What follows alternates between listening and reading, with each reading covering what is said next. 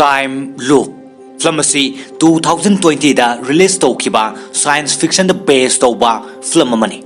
Film asi horakpada mapa macha wari sanari. Mapa gi mingna John kawi aduga masa gi mingna Ricky kawi. Mapa macha ani na time travel machine ama semlami. Numit asida makoina machine ado test tawba ahanba numit oirami. Asumna ngaiyak leiraga machine ado tharami. Amasung test tawba horaklami. Adubo makoina honariba adu hanna fail oirami. John machine ado amukka thana na bahairami. Adubo masana adumak muchaki.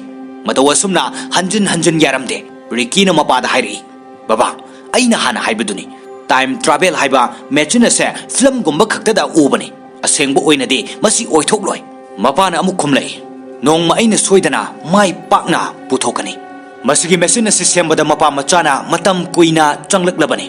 Asumna makoina warakpada yu thaktuna potharami. Tanja aduda ayokba ok ama chansilai. Ricky na pakhatladuna mafam asida karamna changlakibano. Ay amukta mapanda thadok loge haiduna ok ado pamduna puthori. Ricky na wakhala makhalai. Ok asi kanagumba amana tanaraklamdo mali. Aduga matungda laithokduna yengbada karisu leiramkhide. Ricky amuk halladuna mapagi manakta laklami. Mapana Ricky da amuk hallaga purakladi kaitawre haina hanglakpada Ricky na khumlai. Ok ase masa ngamdraba mali. Aduna manungda leijarasanu. Aduga John na makha taraklami. Ay machine ase amuk yenglamge. Nang chatlaga hidak khara lobiro. Asumna Ricky na scooter thokduna laklami. Aduga mahaki girlfriend Olivia ga thengnaduna ngaiyak wari sanarami. Tanja aduda Ricky da mapagi video call tawraklami. Aduga potchei khara amasu lawruknaba hairaklami. Aduga Ricky na scooter ado u pambi amagi makhongda khamlamlaga dukan adugi mamangda photo khara kaplami. Matam aduda nupi amana Ricky na photo lawribado yenglami. Ricky na aidi dukan gi photo lawbani saunu haina hairamlaga dukan manungda changlaklami. Ngaiyak leiraga sakhangdaba amana Ricky gi scooter puduna chatki. Ricky dukan dagi chenthoraklaga lawrami. Adubo scooter ado adumak pukhirami. Tanja aduda nupi amana changlaktuna kari mateng pambano hanglakpada Ricky na mahak reporter oibirabra haina hanglami. Nupi aduna natte aidi doctor ne. Aina nangi babado masak khangi. Ai hana mahak ka thabak su tongminakre. Asumna hairaga Ricky bu mayum fawba thilam lage haiduna lakminnarami. Ricky na mayum yauduna changlakpada mapana machine adugi mamangda leptuna masa mathanta wari saramba adu urami. Matawadu ubada Ricky na khalami. Madudi machine adu sembada yadabadagi angauba amagumna sauribani haina. Ricky na mapabu fathabirami. Tanja aduda mapana Ricky bu machine aduda insulami. Ngaiyak leiraga Ricky gyan manglubadagi hawgalaktuna thoklaklami. Tanja aduda scooter gi makhol tarame. Mahakna khalame. Kanagumba amana scooter ado puduna chatkre haina. Tanja aduda mapana Ricky bu ubada ngaklame. Aduga gyan tana famo. Ay nangonda karigumba ama haigi haina hairame. Ricky na mapada ay bu ngarang mechinda karigi insilabano hanglame. Mapana Ricky gi watabada asumna khumlai. Kari haiba. Ay na nangonda insili haiba. Ricky na amu khumlai. Babana ay bu mechinda insinbadagi ay gyan takitre. Mapana Ricky da hairame. Ricky nahak mafam asida time travel da laklibani. Mapagi wado tabada Ricky nokladuna baba aingonda fagi tawrakanu haina hairame. Mapana masi fagi nate asengbani. Nang nongmagi mamangda laklabani. Machine ase aikhoina semlabani hairame. Ricky na ngakladuna masada phone tawsilame. Mapana chansilaktuna Ricky gi phone ado lawrame. Marmasinani Ricky da mapana mamangda video call da wari sanaramado. Matawdu ubada Ricky na yamna ngaklame. Ricky gi mapa John na Ricky da gyan tana hairame. Nahak future dagi laklibani. Nahak kidi past ki matamne. Asumna aikoi paisa yamna tanba yagane. Maramde ngasi thokadaba thokdoksingdo nahakti hana khanglagadabani. Wahay asi tabada Ricky gyan amata taramde. Mapada yamna sauninglammi. Aduga mapada sauna hairi. Babana tawribase chumde aranbani. Haujik aina matau karamna aigi asengbu matam aduda lakadawribano. Masigi machine asidadi haukraba matam adu khaktada chatkadawribani. Lakadaba matamda chatpa yabasu nate. Aduga aidi sida leibasu yaroi. Maramdi mafam asida hanadagi Ricky amasu leiribanina. Mapana Ricky da time loop ki matangda gyan tana bataklami. Aduga hairi. Aikhoina hayeng tawgadaba adumna chap manana tawrabadi karisu akaiba leiroi. Aduga machine ase mutat krasi.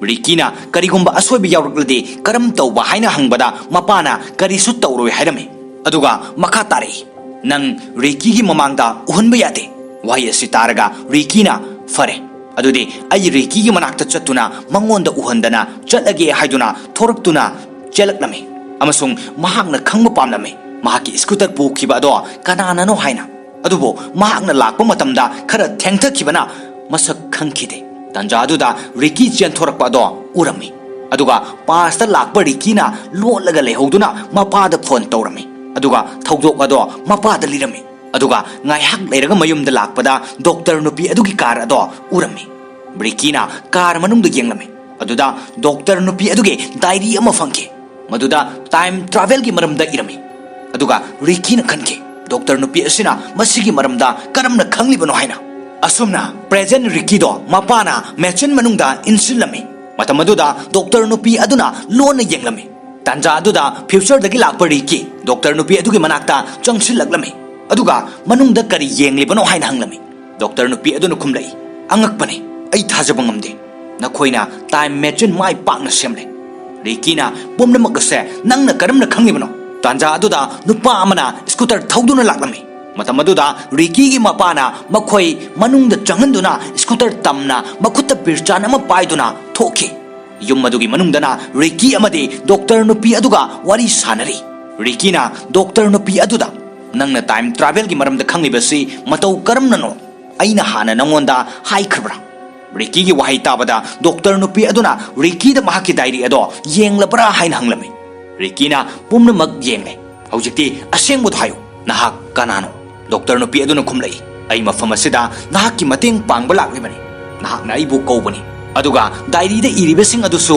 nangna haibasing aduni Rikina ngakladuna masi oithoktabani hairi tanja aduda mapandagi Riki gi mapagi khonjal tarakpada Riki mapanda thoktuna mapabu thiraklame tanja aduda tunglomdagi Riki da masak khangdaba mana makokta birchana thomlakpadagi laimaida Riki gyan ngauduna tarami ngaihak leraga gyan tarakpada doctor nupi aduna Riki gi mapado aruba amada inthakiba urami Riki chenchinduna mapabu yenglame amasung yamna saurami aduga doctor nupi aduda nangna karigi asumna tawribano hanglame aduga time machine gi manakta chenchen ki doctor nupi aduna machine ado thadana bhaike adubo Riki na takide aduga machine ado tharame aduga nongma amagi mamangda halaklame mafam asidagi Riki ahum surame ahanba Riki scooter thawduna hidak lobu chatlame aduga ani suba Rikina ahanba Riki adugi matungda inarame amasung ahum suba Riki aduna mapagi manakta laklame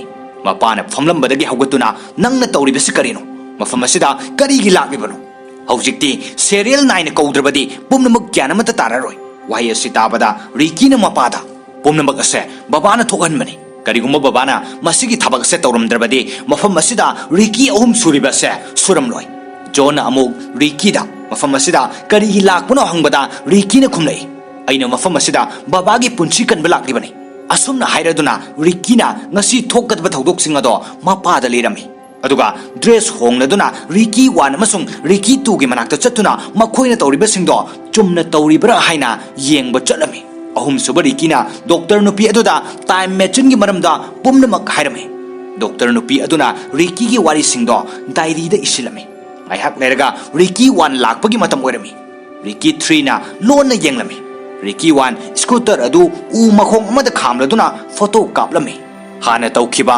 adugumna ngaihak leraga Riki 1 dukandagi thoklakpagi matam oirami adubo scooter ado kana amatana pukhide maramasina Riki 3 na scooter ado timeline chumna chatnaba haiduna thoduna chatke matamaduda Riki 1 dukandagi lauduna chenthoroklame Riki 2 na nakanda hana lumduna laikhiba adugumna leirami tanja aduda doctor nupi aduna Riki 1 gi manakta changlaktuna hanagi adugumna car da haptuna Riki 1 ga laklami aduga mafam adudasu hana Riki 2 doctor nupi amadi mapaga punna leibagi matam aduni tanja aduda scooter thawraklame scooter thawrakliba do atai kana sunate Riki 3 oirami asumna Riki 2 amadi doctor imungda changlaklaga John haibadi Riki gi mapana scooter tamna laklami aduga Riki 3 da mapana mathang kari tawgani hangbada Riki 3 na planning pumnamak haiduna Riki 3 amadi mapa mayunggi faklangi marumda lumduna lerami aduga Ricky 3 na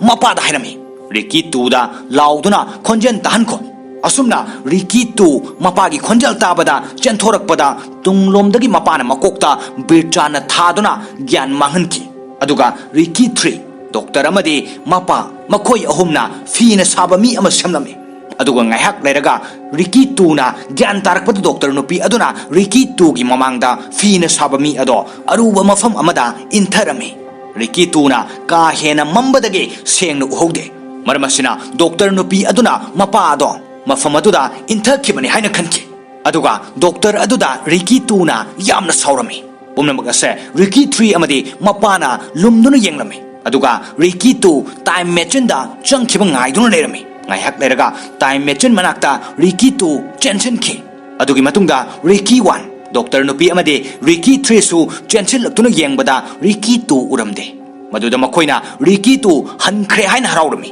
aduga machine ado mutat anaba tawrami asumna machine ado mutatpa khitang tapthakibana Ricky anoba ama tholaklami Ricky 3 amadi Ricky anoba aduga yengshinnarami aduga film asigi aruibasin oiduna film asi loisinki asumna film asida scooter run kibasu Ricky oirami aduga doctor nupi aduda su Ricky na time travel ki maramda hai kibani time